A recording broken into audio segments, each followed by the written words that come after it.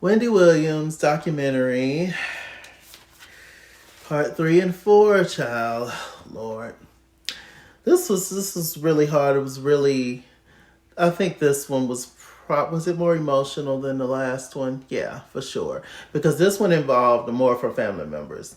We got to actually hear from her sister, Wanda. We got to see and hear from her niece and her dad. It was deeper. For sure. Wendy loves her parents. She loves them. Um, Her mom passed a couple of years ago, and that really did a number on her, as it would do a number on anybody who lost their mom. It's having a mom is really something, especially if you got a good one.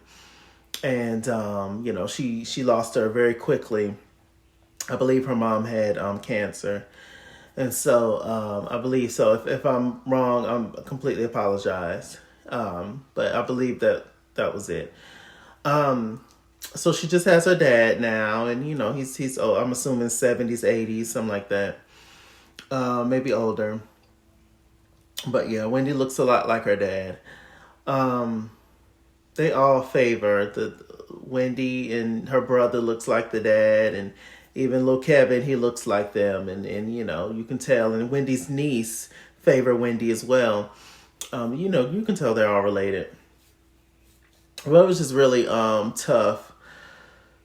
Um, they talked about how Wendy went back to Florida at one point, where her family is, and she was just around family, and they were looking out for her and stuff, and she was gaining weight, and she was doing a lot better. But apparently, the guardianship, they wanted her to get back to work to, make money because she's Wendy Williams. And so they put it in writing where she was forced to go back to New York, even though she was in Florida with her son and the rest of her family, doing well health wise. But it's not about that. It's about the almighty dollar. And so they went back to New York, and that's where she fell off. And it's really interesting, this guardian, which I think she's a white lady. They said her name, but I forgot. I didn't write it down. But it's very interesting that you would put a non-related person to the patient or client as the guardian. And even though sometimes your family can be the one that's mistreating you, it just doesn't seem like that's the case in Wendy's case. It seemed as though, her family, especially her niece and especially her sister, really has her back. And I believe little Kevin when he says that he didn't just take his mama's money if he asked for anything, and she gave it to him. And Wendy, she loves her son. She only has one son, like my mama. She only got one son, me. And it's just like, and if she could give the world, she would, and so I don't think that any money was spent that Wendy did not authorize from Kevin. What's not being said is how much money is Wendy dishing out now to all the people that she worked with, the publicist and the manager and the stylist and all these people, like, because they sit around and they take all that verbal abuse from Wendy because of her dementia. But they stick it around and work it out. So it's just like, okay, well, how much money y'all getting paid? Exactly. Y'all didn't want her son to be involved. But y'all involved, and look at the condition she's in, Wendy's niece had a conversation with Wendy, and all of a sudden Sean comes in, the publicist, the girl who Wendy was having run back and forth to the same store to go get the vapors. And she was just sitting right there while Alice, isn't it Alex, Wendy's niece, Alex, while Alex and Wendy was talking, and Alex got up and talked to the producer. She was just like, can y'all do something with her? Get her out of here. I want to talk to my aunt. Why is she sitting here? I'm with that. I felt every moment of that. I'm close to my aunts, and if I want to have a private conversation with my aunt who is in this condition, who I haven't seen for however long, then I'm going to do that, period. And so, she had the conversation. She was asking her, well, how much money are you dishing out? How much money is these people taking from you? Like, what's really going on, Aunt Wendy? And Wendy was just like, oh, very nonchalant. And yeah, I pay them. They're spending money, but it's fine. I trust them and blah, blah, blah. And, she was out of it then. And it's rough seeing Wendy in this condition, seeing how she was and seeing her now. That is a lot to take.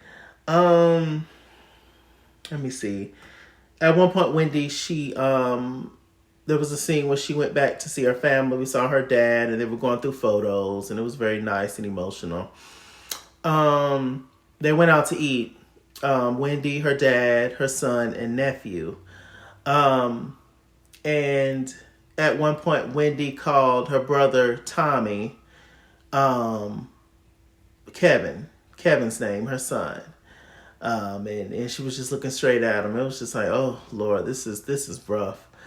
So let me see what else happened. It was interesting. Will, which is her manager, he was a jeweler before in this. It's interesting. All the people in Wendy's life have multiple titles, multiple jobs that they do. Very interesting. And so he in this part 3 and part 4, he seemed to be a lot more concerned with Wendy's health.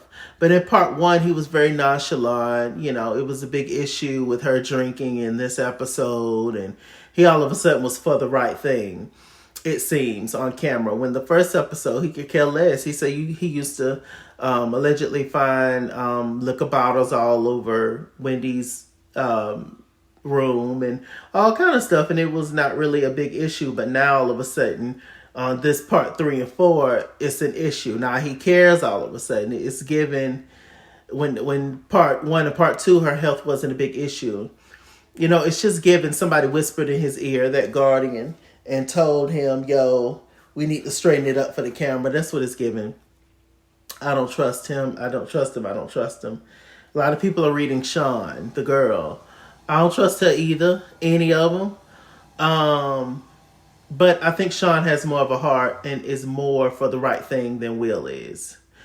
Will gives me low-key Kevin Hunter, sneaky, scammy vibes, low-key. And he's just a lot more smoother and he's one of those people that knows what to say and how to say it to get by, to get whatever he's trying to get. That's just what he gives me, my opinion. I don't know this man. I don't know any of these people. But I'm just saying, So that was something. Sean, she took Wendy to LA. Wendy wanted to take a trip to LA. Will called Sean and cussed her out, saying, now the guardian gonna get on me because I was supposed to be looking after her and blah, blah, blah. And now y'all in LA. And it just got real nasty. And I would have loved to see the argument between Sean and Will on camera, but they never showed it. I wouldn't be surprised if Will is the guardian. Or if Will and the guardian are in cahoots just like this, and they both taking some of Wendy money and giving Sean the scraps, whatever's left over. Because there's no way. If you actually really cared about Wendy, there's no way. Y'all see how bad off she is. There's no way that y'all would just have her there without any kind of help. There's nobody coming to the home to see about her, no nurse or caregiver, whatever. And she's going to her doctor's appointments, but she needs to be somewhere in a facility, 24-hour help, I don't know. Let me see. What else happened, y'all? The niece, Alex, she said the 3 things that really took her auntie down was her divorce from Kevin Sr., the pandemic, and losing the mama, which makes complete sense. We got to see her sister Wanda, they were very close or are very close. And she said it's a shame that I have a sister and I can't reach her. She said at one point the Guardian was reaching out to them and talking to them about Wendy's health and how she's doing and where she is. But they said they heard nothing from the Guardian in like over a year or so, which is crazy that y'all can't alert her family and stuff. What kind of twisted system is the guardianship situation? I'm glad they had this. Like I said, they exposing the girls. Because a lot of people are taking advantage are truly in this just for the money. And I think that may be the case for this with Wendy. Just really crazy. Let me see. There was a lady, she came up and she discussed, she wrote a book about guardianship and how all the different holes where people fly through and how they're able to fly under the radar and do messed up stuff, And I was just like, child.